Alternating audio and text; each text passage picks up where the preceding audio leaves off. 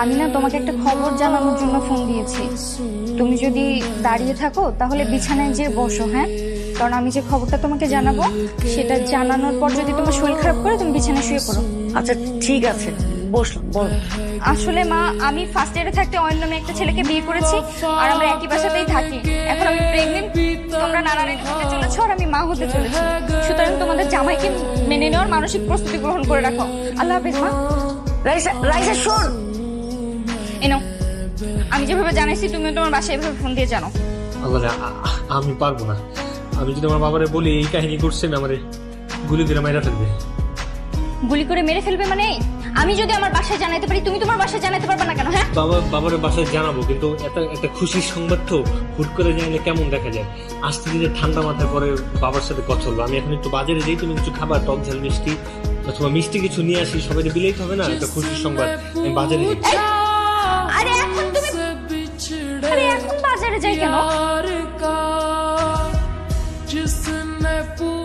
Hello, এই কই তুমি?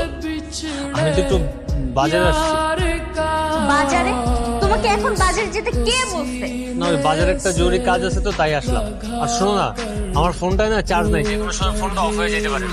আর তুমি কোনো টেনশন করো না, আমার আসতে একটু দেরি হইতে পারে। ও আচ্ছা আচ্ছা, বুঝতে পারছি তুমি কোন বাজারে গেছো। তোমার মোবাইলে চার্জ থাকুক না থাকুক, বন্ধ হয়ে যাক, কোনো সমস্যা নেই। তুমি যেখানে আছো সেই বাজারে আমি আসছি।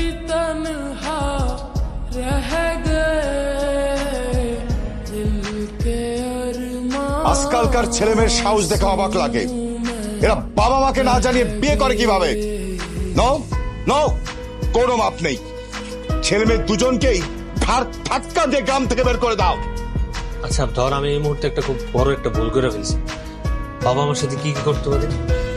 ভাইজান, এই সময় কোনো ভুলই করণ যাইব না। চাচা যে রাগ, আপনারা কুরবানিও করতে পারে, তো মাইরে হলাম ভাইজান।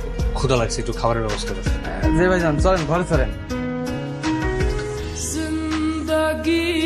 এক্সকিউজ মি ভাইয়া,